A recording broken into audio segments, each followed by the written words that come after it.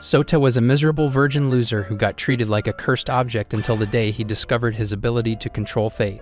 With this newfound power, he tries to uncover the secrets of his world but gets distracted by plots, so he uses the power to rizz up 13 baddies who become obsessed and move in with him.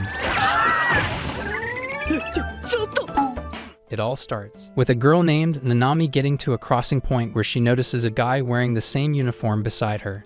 Just then, Truck-kun goes off track and heads straight for them. But Shouta says something at the last moment and causes Truck-kun to get yeeted across the street. After getting to school later on, Nanami tries to remember his face and barely hears a word her hot teacher, Miyuki, says until she introduces Sota to the class. Nanami's reaction to seeing him again causes everyone else to question her sanity. So she waits until he gets seated and starts glancing over to figure him out. Moments later, a classmate tries to befriend him, but Sota takes one look at the signature doofus hairstyle he has on and immediately turns him down. After he also tells a self-obsessed baddie to take out her daddy issues on someone else and straight up rejects the baseball club, Nanami takes him up to the roof for an interrogation. The low-budget Sherlock Holmes asks why he keeps staring at people's heads before rejecting them and also demands to know how he saved them from the truck, so he tries to cook up a convenient lie. She responds by trying to give him a brain injury and tells him to drop the act, so he explains how he has a special ability to see and topple flags that appear on people's heads to signify something in their future. Hearing that, Nanami gets cracked up and asks why he is in school when he already has enough potential to become a world-famous clown. Sota then says he never expected her to believe and tells her to stay away because his powers cause pain to whoever gets close to him. Nanami only hears the part about him being a loner and calls him stupid for thinking anyone wants to get close to him in the first place.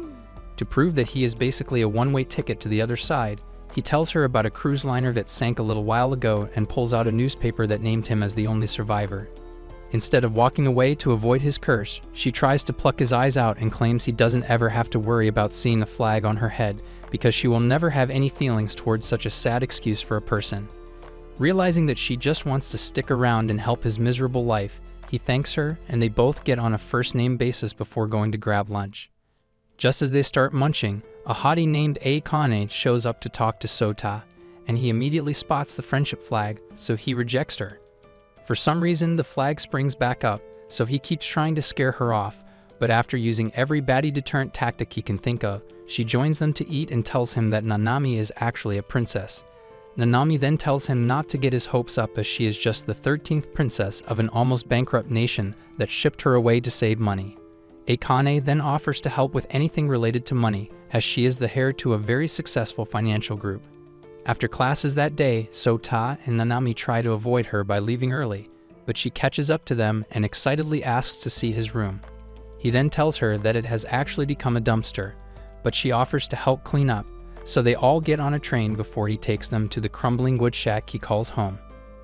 After getting to his room, Nanami asks Akane why she is so interested in being friends with them, and she responds, saying they look like miserable orphans in desperate need of love. Her response cracks Sota up, and Akane tells him to smile more often because it makes him a little less ugly, but he gets shy and heads into the little boy's room. Nanami uses the opportunity to ask Akane about her decision to follow them around again, so Akane tells her about an old friend that she got separated from simply because of their difference in social status. Akane goes on to say that seeing Sota made her feel optimistic about a second chance at having real friends, and that causes Nanami to stop seeing her as another obnoxious trust fund kid. Moments later, the girls get ready to head home, but Akane realizes that she left the hairpin from her old friend in his room, so she goes back up to get it right before Sota spots a death flag on her head. Scared that something in the house will make her kick the bucket, he runs in to stop her, but then she falls through the weak floorboards. Luckily, she survives, but the flag keeps getting stronger, so he tries telling her a bunch of stuff about her past to see if it will topple it, but nothing works. When she grabs his face to thank him for trying so hard to help, he sees a little love flag and makes a split-second decision to save her with a kiss. The risky move then causes a new marriage flag to spring up, but Nanami drop-kicks him before he can figure out what happened. Later that night, he washes his face to numb the pain from Nanami's kick and still tries to wrap his head around what happened before seeing the huge death flag on his head. Some time in the past, Sota was on the cruise liner talking to his sister when he got blinded by a hat and saw a mysterious girl named Sakura. Afterwards, he went to have a chat with her and ignored the fact that she was practically a human nightstand so they could play a game. At school the next day, Nanami still refuses to speak with him as punishment for sucking faces with Akane, and he tries to explain that she would have gone back to the Lord if he didn't kiss life back into her body. Just as Akane shows up and starts acting like a love-hungry lunatic, a chick named Kikonu walks in and pounces on Sota before riding his morning brick, while everyone in class gets horrified. Nanami immediately tries to murk them both for having no shame, so Kikonu explains that they are childhood friends who got separated because she was sent overseas.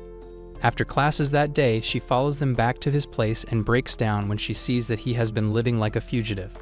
On the train ride to school the next day, Nanami tells Sota to stop letting Kikonu treat him like a stupid little brother so the sisterly love flag on her head can get toppled. He then decides to take her advice for once and tells Kikonu to stop practicing single mother life on him, but she remains oblivious and promises to take care of him no matter the cost. Later on, she takes them to see Tsumuji, a school elder known for having Einstein-level IQ despite still needing potty training. Tsumuji tells them to forget about ever trying to fix up the abandoned dorm building as it has already been condemned. But then a chick named Momori, who clearly watched too many Wonder Woman movies, shows up and swears to help out with her power as the student council president. When they get back to the place, she calls out a civil engineering club of feminists to handle the job, but the anti-patriarchy baddies quickly realize that they can't gaslight their way out of rebuilding such a worn-out building. Thankfully, Akane had already called the boys in their class because she had enough brain cells left to understand that equality is a term used by dimwits. After a week of work, they manage to give the dorm life again, so Sota and the girls join in to help finish up. At one point, he spots one of the guys going upstairs and asks for help, but then he sees Megumu's feminine face and tries to apologize for thinking he was a guy. Megumu then grabs his hand and says he actually is, so Sota asks why he dresses like a sausage lover, and he explains how his sister turned him into a femboy. He then gets dozens of friendship flags and excitedly asks to become the latest harem member, but before Sota can explain that he isn't into ditty behavior, the girls find them and gladly welcome Megumu to the family. After they all finish setting up the dorm, Momori tells Sota that he has to get other people to live in the dorm to avoid getting it shut down and runs off before he can complain about it. He then accepts that he will become homeless again, but the girls all decide to move in with him. Later on, they all get into the bath to wash off the sweat and dirt from a hard day's work while Sota tries to protect his glizzy from Megumu, who then suggests spying on the girls to prove that he also likes cakes. When they get to the bath, Sota starts to have second thoughts, so Megumu pushes him in before running off, causing him to see all their chest pillows before Nanami gives him a concussion. Afterwards, he spots a flag in one of the rooms, and it leads him to a letter that reminds him of the weird chess game he played with Sakura before she told him about the flags and gave him her powers. The next morning, Sota wakes up to Akane trying to ride his morning wood, but Nanami crashes the party to stop them from turning the dorm into a breeding ground. Akane then explains that it was Kikonu who gave her a key so she could get some man milk from him, but they notice something else on the bed and find Megumu using his glizzy to stay warm.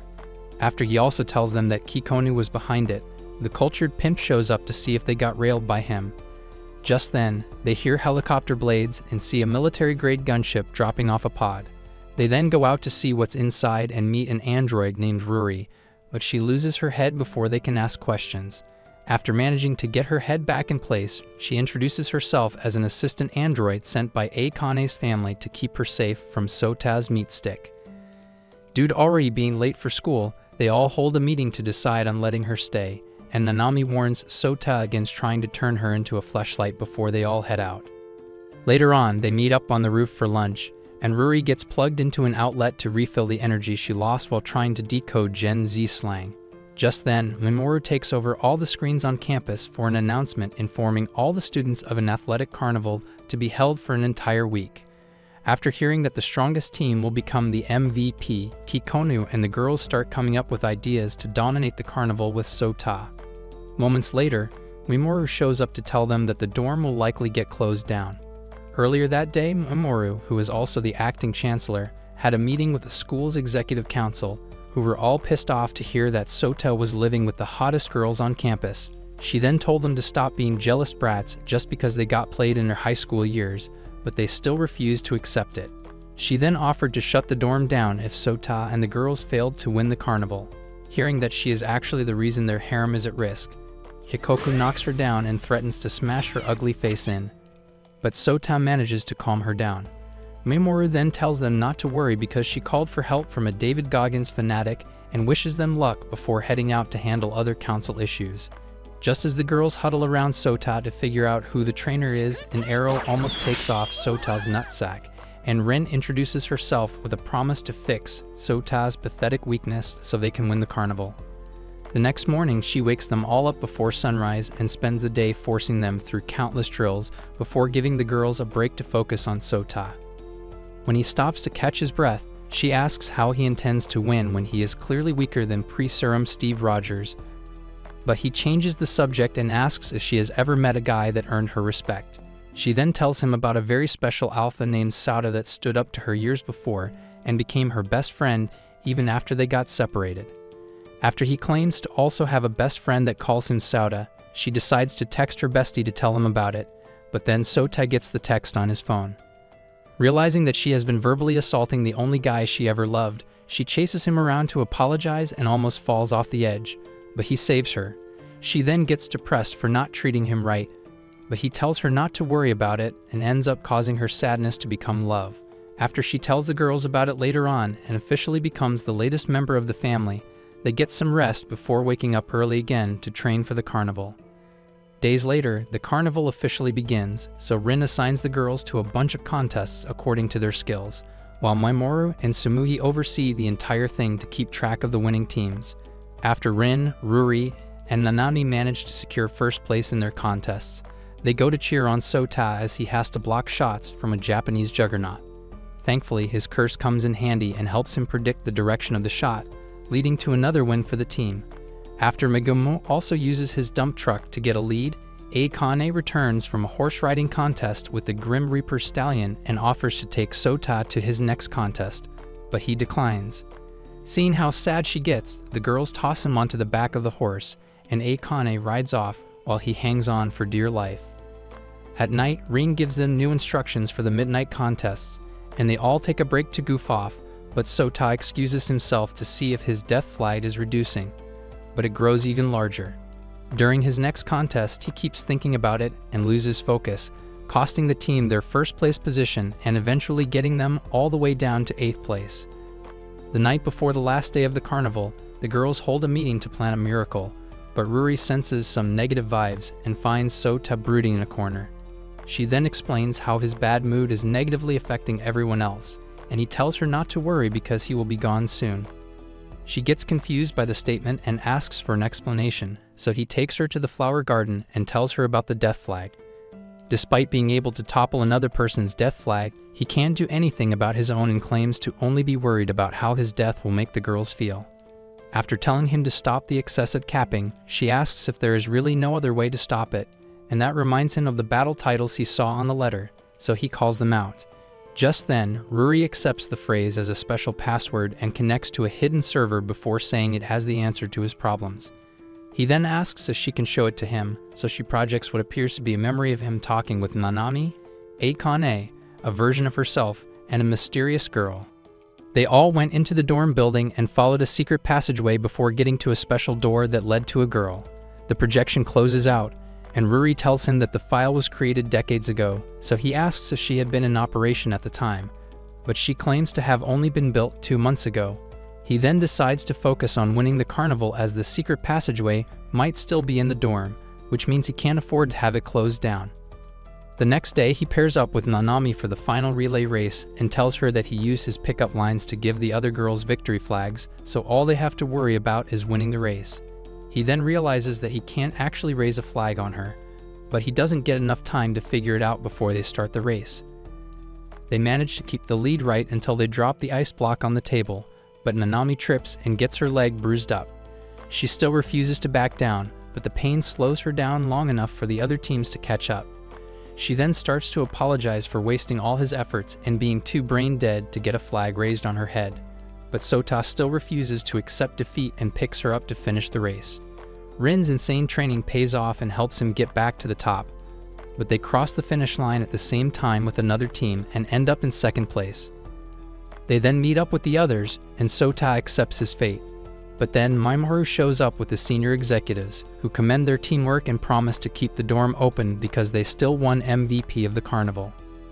The next morning, Sota tries to find the secret passageway, but the girls suddenly swarm toward him while arguing and remind him of a promise he made to take Akane out after winning MVP of the carnival.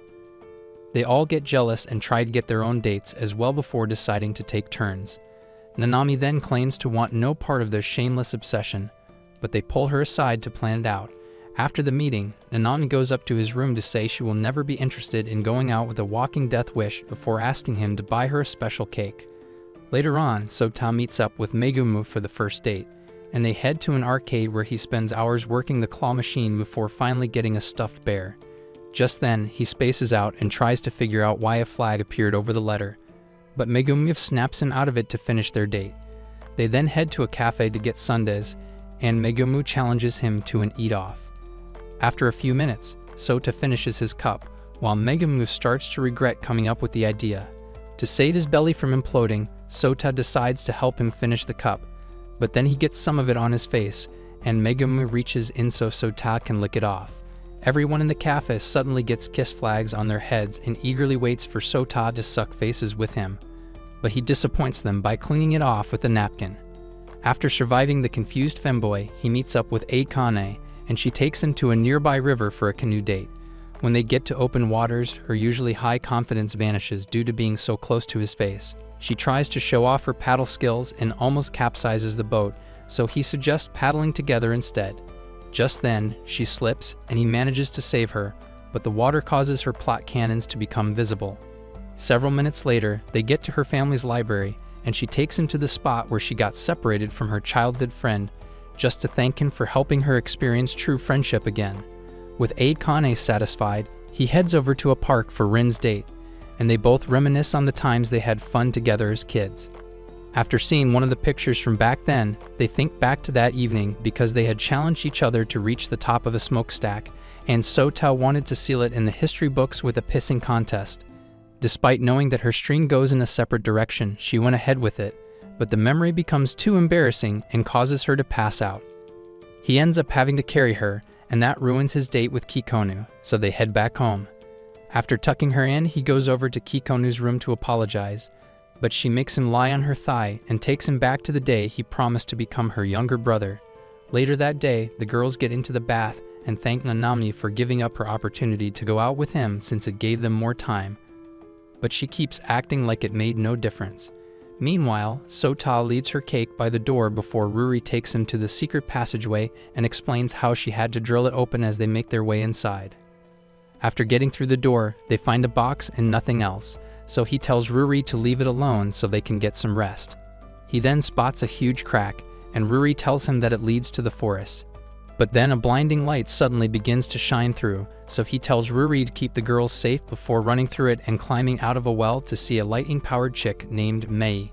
The next day, Mei joins his class and shuts down everyone that tries befriending her, as she can also see flags. Sota racks his nearly empty brain trying to figure out who she is, but then Kikonu shows up to distract him with her beauty. Akane and Megumu then show him the field trip list because his name ended up on both sections, so Ruri calls Maimoru, who then apologizes for signing him up for both trips and tells him to find his way around it. After a long and extremely depressing bus ride, they get to the beach, but Rin and Kikonu both drag Akane away to go hiking while Nanami and Megumu head straight to the water, with Sota following close behind them. After an overdramatic build-up, Megumu shows off his swimsuit, but Nanami almost blinds Sota before he can react. Shimichi then catches up to them and waits for the shock from seeing her chest pillows to stop before asking why they aren't swimming yet. To get the party started, she pushes Sota into the water, but he immediately starts puking, so they take him back to the beach. The girls then tell Tsumugi about the traumatic events of the cruise liner and how it permanently screwed up his life, so she smothers him with her melons to ease the pain. Still eager to help him swim, she tells Ruri to take the others away and tries to get him started on the shallow end. but he continues puking and decides to take a break. At a bench moments later, a girl named Kurumiko sells him a bottle of water, but the taste almost sends him to the shadow realm. She apologizes and tries to give him a popsicle, but he tells her not to worry and spots a special storyline flag on her head that gets him curious. He then tries to get acquainted and asks a bunch of questions about her family and school, but she gets overwhelmed and runs off. Later on, Sota meets up with the girls and other students on the field trip to get instructions from Sensei Golden Globes, who basically cancels his hiking trip for another day at the beach. This time, he goes back with Ren, Kikonu, and Akane, who then drag him into the water and cause his insides to flip again. After she apologizes for being inconsiderate, he tells them to have fun without him, so they run off, and Kurumiko shows up again to sell popsicles. As they start talking again, Akane comes back to meet her and offers to buy off the entire cooler. While she shares it with everyone on the beach, Sota tells Kurumiko about her disgustingly rich family, and that causes the independent baddie to lose confidence when Akane gets back. She runs off again, so Sota chases after her, and she tells him that being around someone who was born with a diamond spoon makes her struggle seem a lot more painful to bear. After he tells her to never look down on herself because of what someone else is doing, she takes him to a cave by the water and admits to knowing who he was when she first saw him. He then realizes that it is about the cruise liner, and she explains that her parents were members of the crew who also didn't make it. He expects her to want revenge because he survived instead of them, but she claims to only be upset that they didn't make it back to her and says she feels better knowing that he can understand her pain. After offering her some advice that helped him get through most of the pain, he sees the tide coming in and realizes that they are trapped. Minutes later, practically the entire cave gets covered, so she apologizes for not paying attention and wishes she had a big brother like him that would have helped her through everything. Just then, death flags spring up on her head as she accepts that they might not make it out, but then he promises to be the older brother she never had, and that gives her hope. Unfortunately, the death flag still returns, so he goes a step further by offering to help her start a new life back at the academy, and that does the trick. Just then, they see what looks like the Loch Ness monster swimming towards them, but it turns out to be Ruri, who then says she has been searching for him the entire time before helping them get back outside. On the way back to meet the others, they all spot a mysterious chick standing by the water. Sota gets closer and sees tears running down her face, but she tries to run, so Ruri tells him that it's just Megumo. The estrogen-stuffed femboy then claims that his sister is on vacation nearby and made him wear girly clothes again. Afterwards, Sota introduces Kurumiko to everyone else back at his room, but while they all get excited to see her, Kikonu gets jealous because of the promise he made to be her brother. As her jealousy begins to spread to the others, Kurumiko apologizes for trying to ruin their harem, but Kikonu decides to stop trying to gatekeep his glizzy and officially welcomes her with a smothering hug. Sota then tells Tsumugi about his decision to get her into the academy, so they go to see Mamoru, who then crushes his hopes by saying it is impossible to make her a student.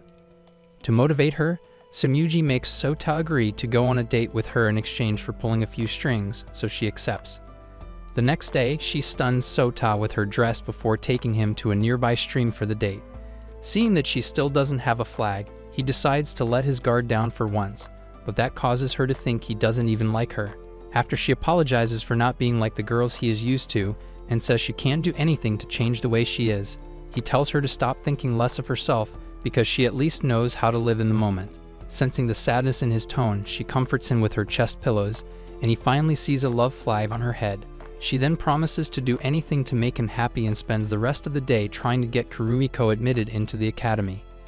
Before heading back the next day, they both break the bad news to her and apologize for getting her hopes up, but she tells them not to worry about it and claims to be satisfied with the time they spent together.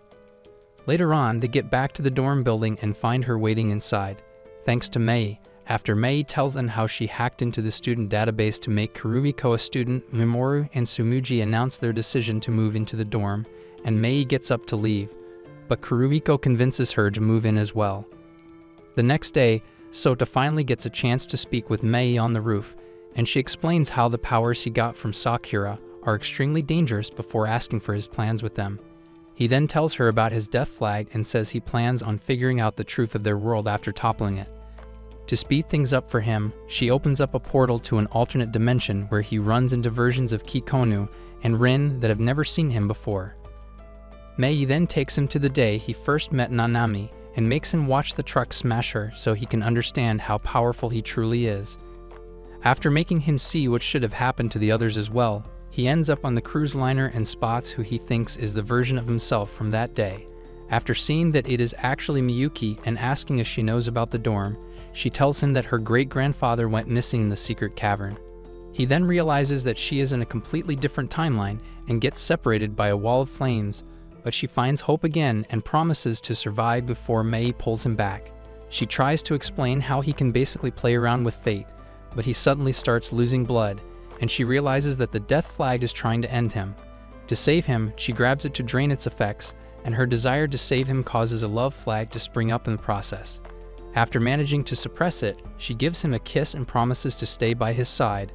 But then Sakura appears and zaps her memory to stop her from affecting his destiny.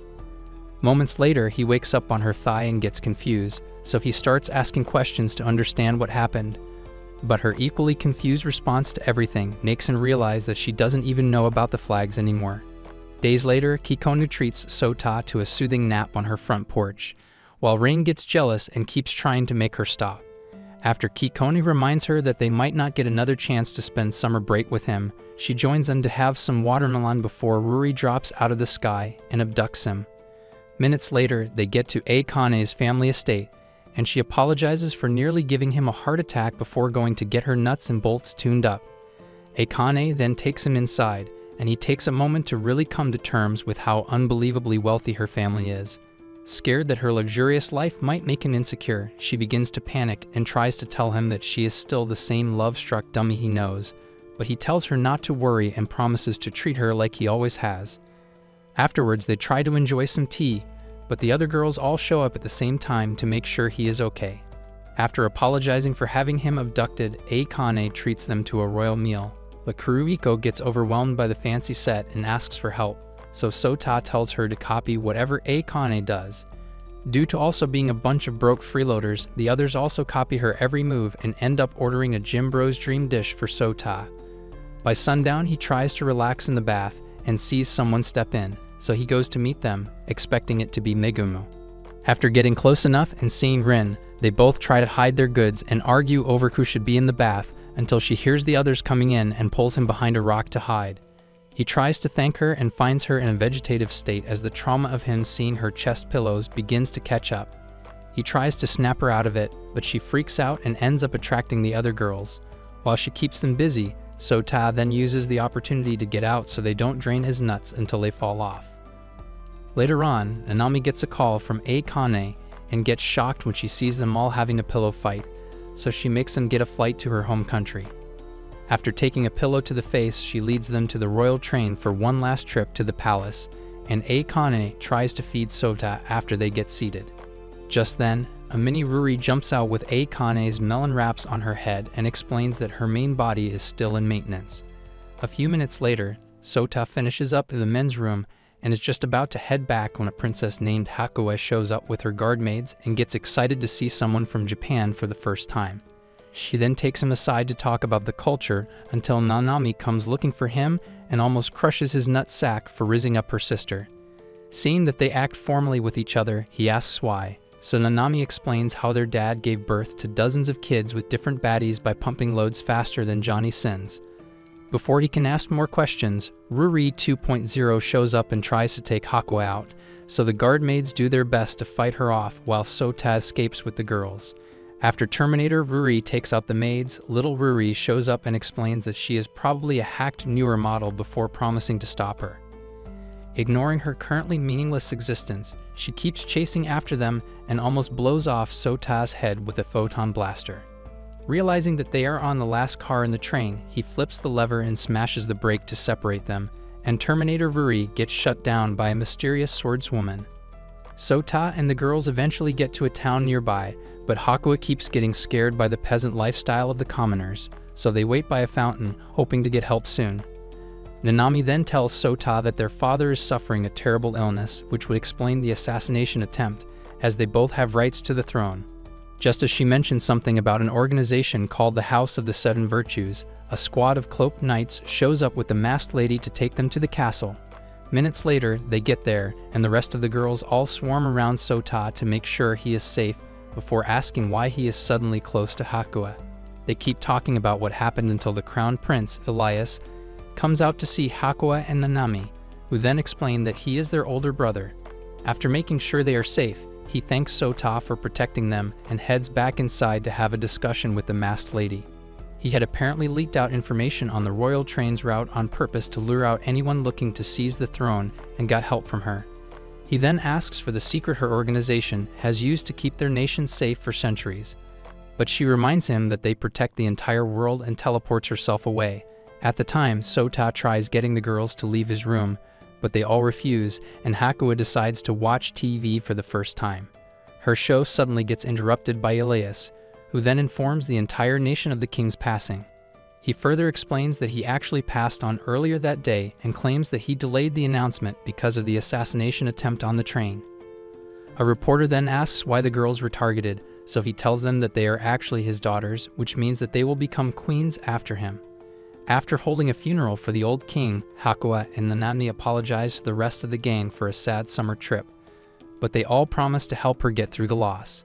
Hakuya then tells them about a celebration for the incoming king and walks out, so Nanami tells them that she was the old king's favorite princess. Days later, the celebration begins, and Hakuya appears to have improved, but Sota waits until he can get close and asks why she is pretending to be okay. She then admits to not liking how everyone else seems to have just moved on, so he reminds her of the special attention she got from the old king and says he would have wanted her to focus on being happy as well. The others hear their entire conversation and begin to feel bad for Hakuya, so they decide to keep her company for the rest of the day. After sundown, Sota tries to relax by the water fountain, but then he senses something and spots a tablet with a story inscribed into it. The masked lady then shows up and introduces herself as Number 0 before telling him about the story. Long ago, the kingdom was attacked by demons, and one of the two queens survived long enough to raise the royal banner before also falling to an attack. A boy then became the royal banner and received powers from a goddess, but instead of using it to save himself, he brought the queens back to life and became a flag they kept raised to remember his sacrifice. Realizing how similar it sounds to his situation, Sota spirals into a dark place in his mind as he struggles to accept that he might end up losing his life to save the girls. Number 0 manages to snap him out of it and asks if the world is worth sacrificing himself for, but he struggles to give an answer, so she leaves him to think about it. A couple of nights later, Mamoru gets back from her activity-filled holiday and gets excited to see Sota again. But she finds Hakuya in his room and realizes that he has always been in an alternate dimension R. Kelly. In class the next day, Miyuki introduces her as a new student, and her beauty causes everyone to lose their senses. After Miyuki tells them to focus on preparing for the festival week, classes get dismissed, so Sota meets up with Megumu to talk about all the progress Hakuya is already making. Just then, she hands him a bunch of forms and tells him not to worry about reading, as it is just an agreement stating that she belongs to him forever. After the slow-brained PDF signs them all, Megumu takes a look and tells him that they are actually endorsement forms for all the girls to partake in a beauty pageant. Hakuya had apparently planned the entire thing with everyone else in class, so he ends up helping every single one of them prepare for the pageant. That night, he finally gets the peace and quiet he has always wanted, but it causes him to remember the talk with Number 0, so he grabs the letter from his desk and uses the window to see how much his death flight has grown. Just then, Nanami asks if he is okay because she can tell that something is up, but he hides the letter and tells her not to worry about it. After another long day of work, the festival finally begins, and the pageant turns out to be the first and most exciting event in the entire academy. After the announcers introduced Tsumugi and Sota as the judges, the girls introduce themselves and explain why they deserve to be the queen that rides Sota's magnum. For the first challenge, they all change into plain shirts, and Sota gets forced into spraying them with a water gun until their melons and cakes become visible. As the girls take every opportunity to make it sound like a depraved frat party, Sota gradually becomes traumatized until he sprays Nanami in the face and almost loses his head. After a couple more challenges, the girls all end up with an equal score, so the announcers decide to let the crowd pick the winner by judging their confessions. Nanami gets sent out first, so she takes off her hair clip to delude herself into thinking she is hot stuff. She then talks about how she first saw Sota as a testosterone-lacking loser who loved to play the victim, but gradually warmed up to him as she realized that he was actually a troubled individual with a desperate need for intense therapy. Hearing that from someone that he still hasn't raised a flag on causes him to tear up, and all the others also get emotional, so they ultimately decide to make her the winner. She then receives a free pass to all the food stands and goes around campus stuffing her face until he tells her to take a break. After she tells him to stop whining, a four-eyed chick suddenly crashes into him and asks to be hidden. Seconds later, a bunch of students run down to find her and eventually give up, so Sota asks who she is, and Nanami goes nuts when she sees her face. She then tells him about Sarika's amazing career as an idol and everything she has accomplished, but he still has no idea who she is, so Nanami apologizes to her on his behalf and asks why she is in their school. After Sarika tells them that she has a concert on the last day of the festival and just wanted to come see what the stage looks like, Nanami makes sure the uniform is enough to hide her identity before they take her around campus to experience regular life for once. Later on, they finally get to the stage, and Nanami asks if she is disappointed by the size, but then Sarika tells her about her first concert years ago that was held at her school's gym, as she had only just made her debut back then. After that, she barely made any hit songs and slowly lost her fame and recognition to the point where she considered giving up. On the day she had planned to accept defeat, a hooded Chad suddenly showed up and assured her of a successful future because he could see a victory flag on her head.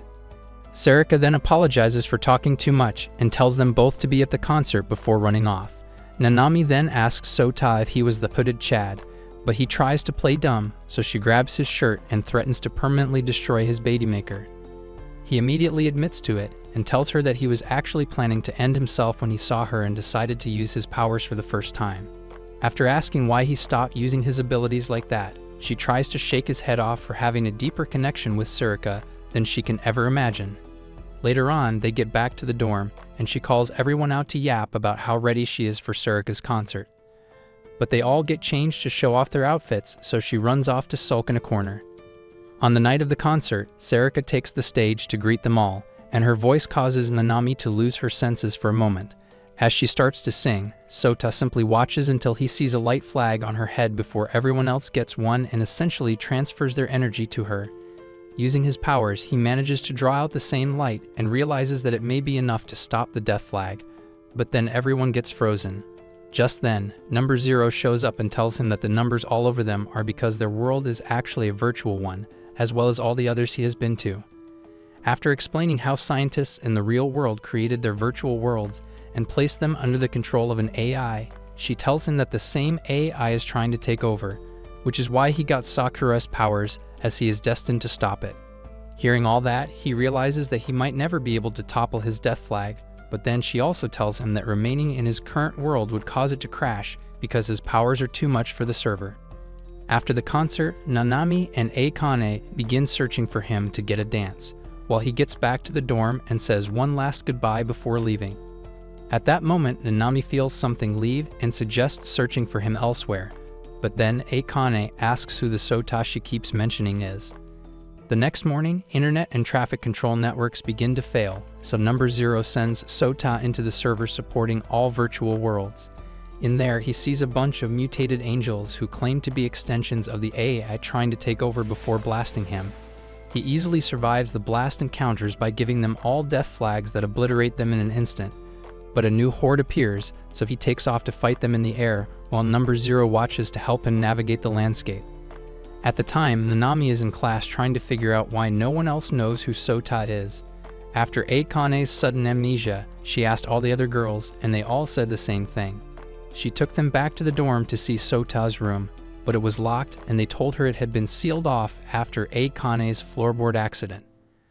While they all go on with their lives like he never existed, he keeps fighting until the excessive use of powers begins to affect him.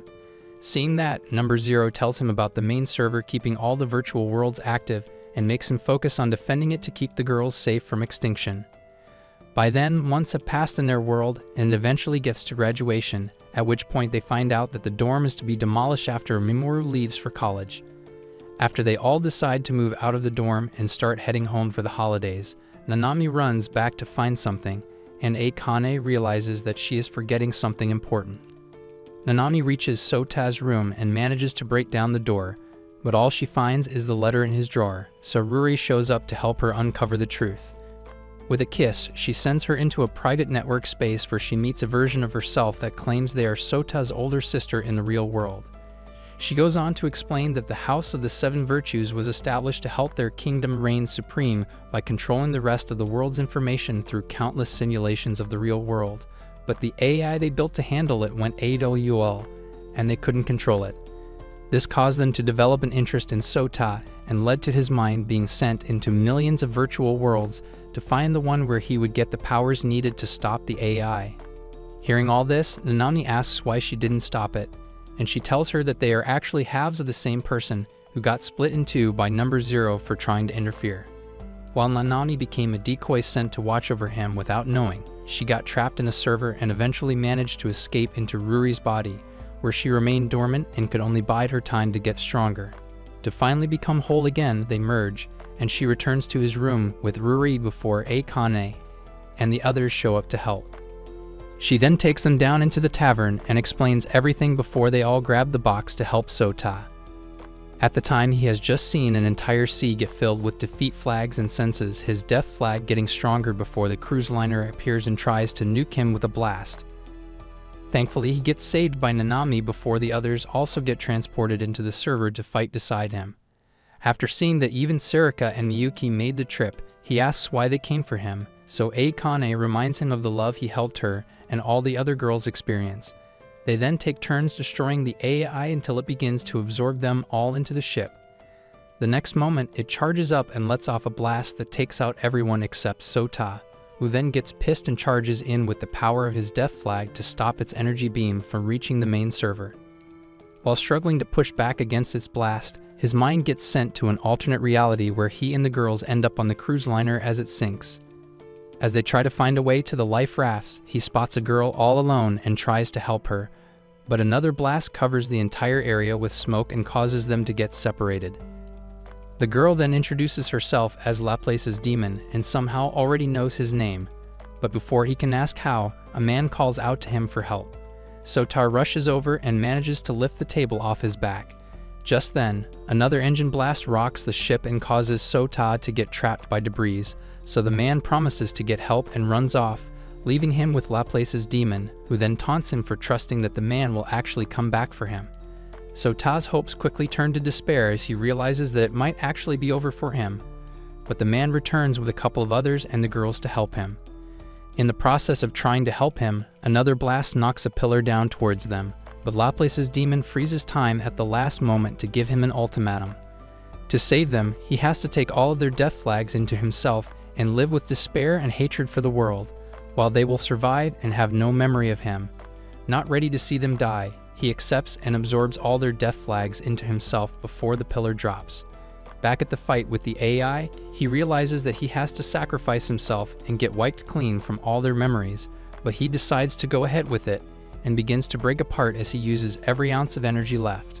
Just then, the girls all get behind him to support him one last time, and he uses their help to defeat the AI. Moments later, he wakes up in a hospital bed, and number 0 walks in to explain that he is back in the real world. She further explains that he got into an accident just after enrolling in the academy and was unconscious for a while, so she sent his mind into the virtual world to defeat the AI after telling him to forget about everything that happened, as it was all just a few hours compared to real time. She wishes him luck and leaves before Nanami shows up and excitedly hugs him. Days later, he joins the academy and heads over to the dorm, where he sees Akane and remembers that the version of her that knows him is in the virtual world. After introductions, she tries to show him to his room, but then he remembers the floorboard accident and luckily makes it in time to save her. As the days go on, they all begin to find their way back to each other and end up back at the dorm again. Being the only one who remembers the virtual worlds, will Sota manage to rebuild his harem with the girls again or settle into an average student life to keep them safe from his powers? That's it for this video. If you liked it, don't forget to like, subscribe, and turn on notifications to be the first to see our next recap.